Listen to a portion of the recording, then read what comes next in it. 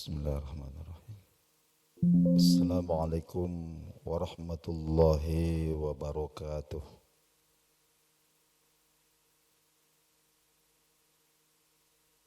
Alhamdulillahi rabbil alamin.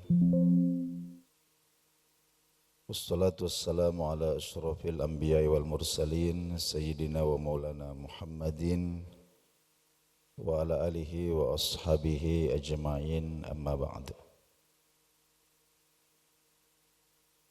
Ayuhal muslimun, bapak-bapak, saudara-saudara, rahimakumullah.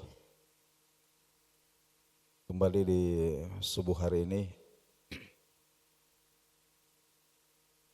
kita bersyukur kehadirat Allah Subhanahu wa taala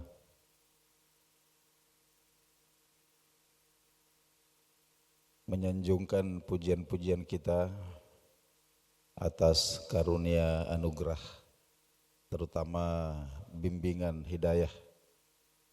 Pada subuh hari ini kita alhamdulillah masih hidup di dalam Islam, hidup di dalam iman,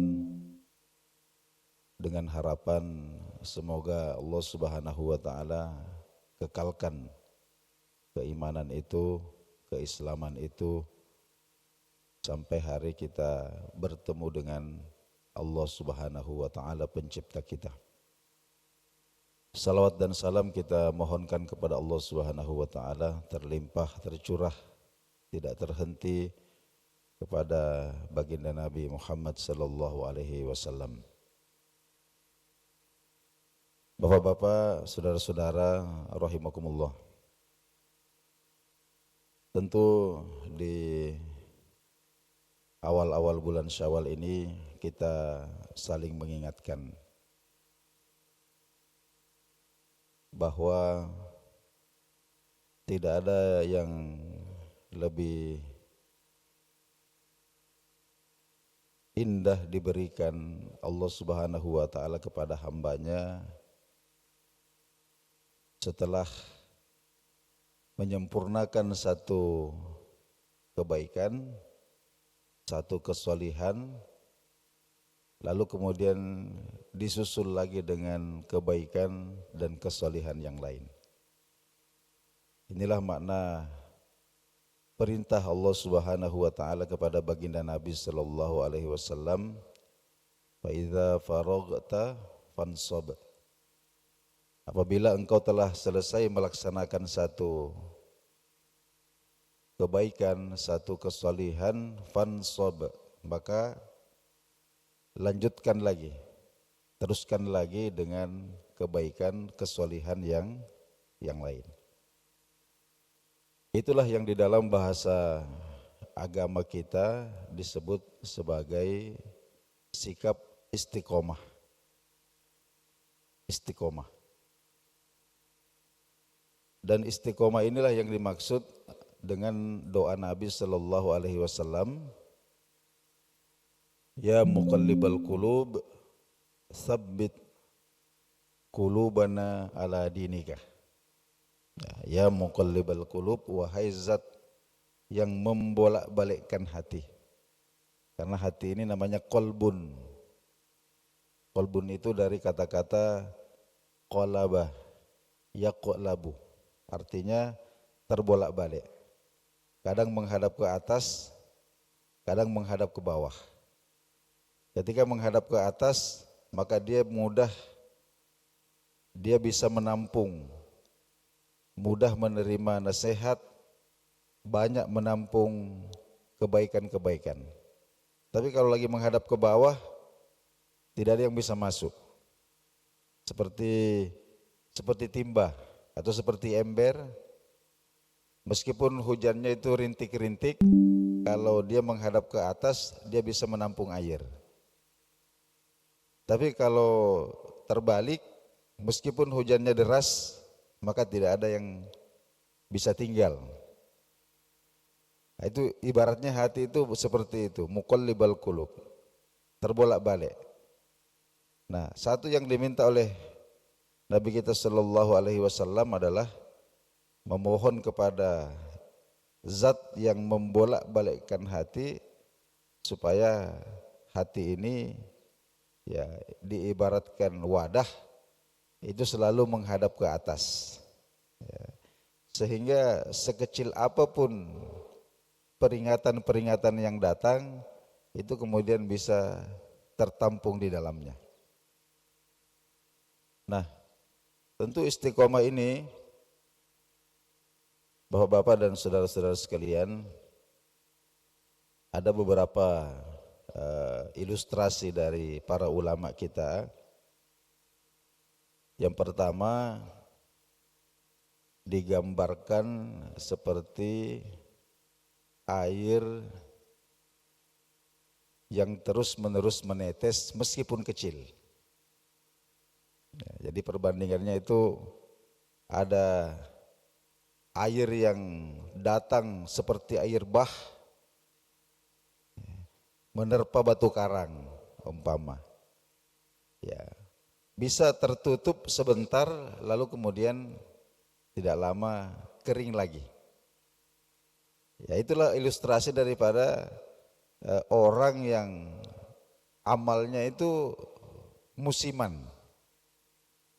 Kalau musimnya tiba besar, kencang, ya seperti tsunami. Ya. Tapi setelah musimnya reda, kembali surut, tidak ada lagi. Ya. Nah, kalau istiqomah itu diibaratkan air yang menetes sedikit, tapi tidak pernah berhenti. Ya. Ini amal seperti ini, bahkan batu karang pun bisa dilubangi. Nah, itu ilustrasi yang pertama. Yang kedua, ada juga ulama kita yang memberikan ilustrasi bahwa istiqomah itu seperti kita menyetir mobil. Kita kalau menyetir mobil itu tangan kita ini tidak pernah berhenti untuk selalu melakukan gerakan-gerakan, ya, karena kadang ke kiri, kadang ke kanan. Jadi meskipun jalan yang lurus itu jalannya lurus, kalau kita pegang setir, maka tangan ini tidak bisa juga katakanlah stagnan terus pada posisi yang sama. Ya, meskipun jalannya lurus, tetap kemudian ini harus kadang-kadang ke kanan sedikit atau ke kiri sedikit, tapi selalu dikembalikan lagi. Bergeser ke kiri sedikit, dikembalikan lagi. Bergeser ke kanan sedikit, dikembalikan lagi. Ada juga ulama kita yang memberikan ilustrasi seperti itu. Bahwa istiqomah itu bukan berarti kita sempurna. Bukan berarti kita sempurna bisa lurus terus, tidak. Kadang kita ini goyang ke kiri sedikit. Kadang kita ini goyang ke kanan sedikit. Tapi yang penting itu adalah selalu kembali. Kapan goyang sedikit ke kanan, kembali kita luruskan lagi. Goyang sedikit ke kiri, kembali kita luruskan lagi. Ya, ada ulama kita yang mengatakan bahwa istiqomah itu seperti itu. Kemudian yang ketiga, ada juga ulama kita yang memberikan ilustrasi bahwa istiqomah itu,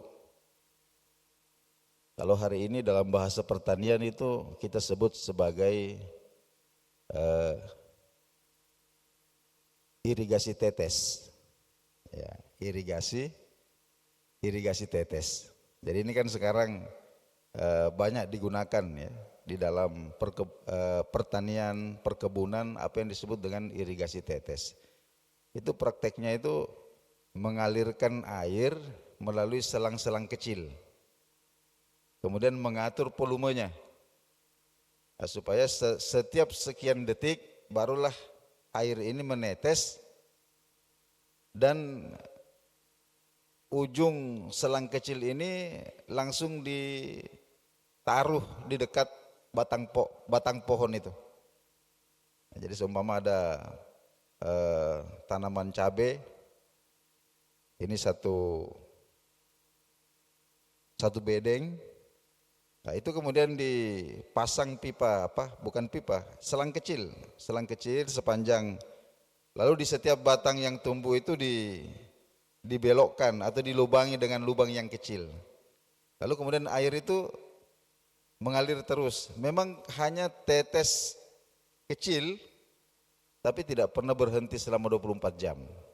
Dan ternyata para pakar pertanian itu mengatakan bahwa itu sangat efektif dan bermanfaat untuk tumbuhan dan bisa memaksimalkan potensinya. Kenapa? Yang pertama, karena tetesan-tetesan air itu langsung ke akarnya. Kemudian yang kedua, tanaman itu tidak kaget. Jadi akar tanaman itu tidak kaget, berbeda kalau seumpama disirami sekali-sekali. Ya, atau sekali disiram ini langsung banyak. Tapi setelah itu lama kemudian tidak disiram lagi.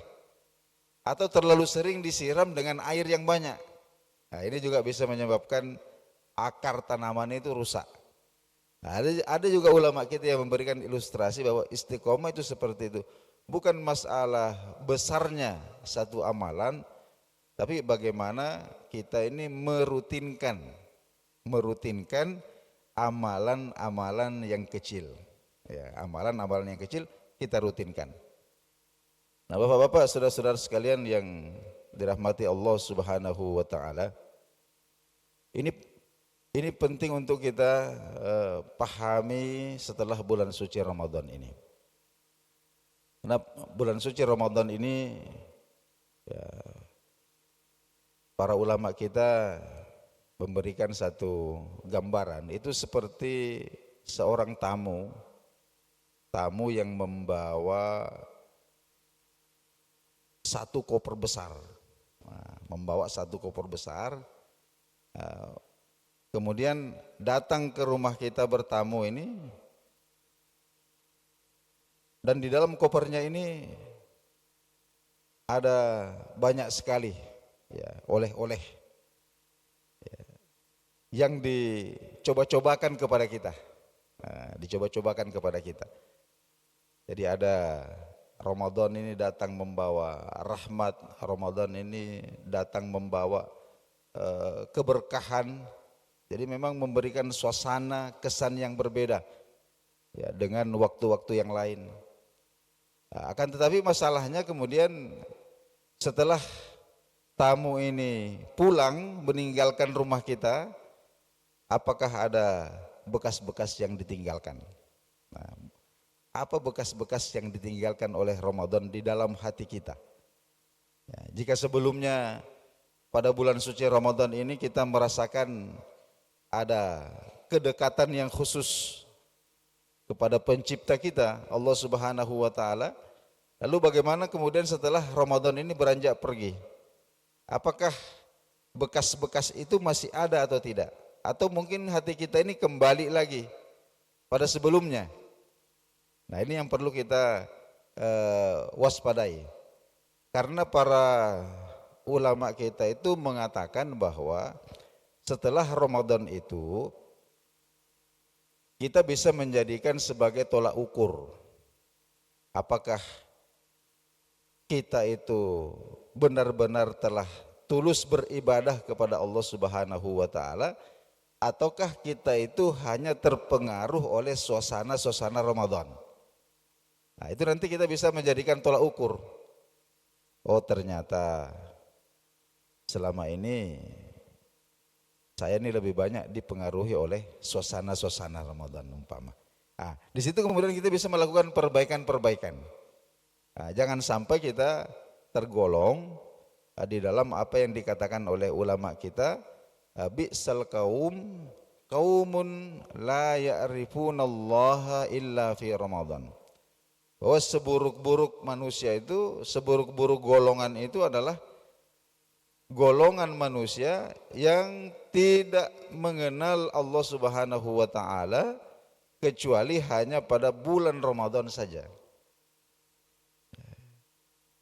Jadi seburuk-buruk golongan, bi'sal qaumun, ini satu kaum, satu golongan, la ya'rifunallaha illa fi Ramadan, yang tidak mengenal Allah kecuali hanya di bulan Ramadan saja. Ini tentu bukan untuk kita jadikan sebagai justifikasi kepada saudara-saudara kita atau diri kita sendiri, tapi ini adalah peringatan bagi kita semua untuk betul-betul memperhatikan, ya, memperhatikan bagaimana kita mengusahakan kita bisa istiqomah setelah Ramadan. Maka amalan-amalan yang sudah kita tanam pada bulan Ramadan itu kita pelihara dengan baik. Ya, kita lanjutkan, kita continue. Ya, masih ada puasa-puasa sunnah, masih ada puasa Syawal ini, bapak-bapak, saudara-saudara sekalian. Ya, 6 hari Syawal. Kemudian puasa Senin Kamis masih ada, Ayyamul Bid masih ada. Ya, istilahnya dalam 1 bulan itu adalah beberapa hari yang kita konsisten untuk kita berpuasa. Begitu juga dengan sholat-sholat sunnah, ya, terutama rawatib. Kalau yang wajib-wajib ini kita tidak usah bicarakan, ya, bagaimanapun juga tidak bisa ditidakkan. Nah, yang sunnah-sunnah ini masih banyak, sholat-sholat sunnah, sedekah, terutama interaksi kita dengan Al-Quran. Jangan sampai kemudian mushaf ini kita anggurkan lagi. Ya, padahal sudah ada interaksi antara kita dengan Al-Quran yang terbina selama bulan suci Ramadan, ya, setiap hari. Kadang kita membaca setengah juz, bahkan 1 juz. Maka usahakanlah setelah Ramadan ini tangan kita ini jangan sampai berhenti menyentuh mushaf, berhenti membuka lembaran-lembarannya, meskipun hanya 1 halaman, ya, 1 halaman, 2 halaman. Itu kalau kita istiqomah 1 halaman, ya berarti, atau 1 halaman atau 2 halaman, itu 1 bulan insya Allah bisa kita baca barang-barang 10 juz atau 15 juz. Nah ini kan, ini penting sekali Bapak-bapak, saudara-saudara sekalian, karena sekali lagi jangan sampai kita hanya menjadi penyembah daripada suasana-suasana yang terjadi atau yang dibawa oleh bulan suci Ramadan. Lalu kemudian setelah Ramadan, karena sudah tidak ada suasana lagi, maka kita kemudian berhenti. Nah, itu namanya kita mengalami futur. Nah, jadi bapak-bapak dan saudara-saudara sekalian, sekali lagi Nabi kita ajarkan 1 doa, ya muqallibal qulub, tsabbit qulubana ala dinikah. Nah, kalau kita bahasa Indonesia kan, wahai Allah, zat yang membolak-balikkan hati, teguhkanlah hati kami, tetapkanlah hati kami di atas agamamu. Nah inilah barangkali sedikit yang sempat kita bagikan pada subuh hari ini. Wal afwa minkum, mohon maaf zahir dan batin. Wa ja'alanallahu wa iyyakum minal aidin wal faizin. Semoga Allah Subhanahu wa taala menggolongkan kita semua di dalam golongan hamba-hambanya yang kembali kepada fitrah kita, yaitu ibadah kepada Allah Subhanahu wa taala, wal faizin, dan orang-orang yang mendapatkan keberuntungan dunia dan akhirat. Amin ya rabbal alamin. Hadanallahu wa iyyakum ajmain. Assalamualaikum warahmatullahi wabarakatuh.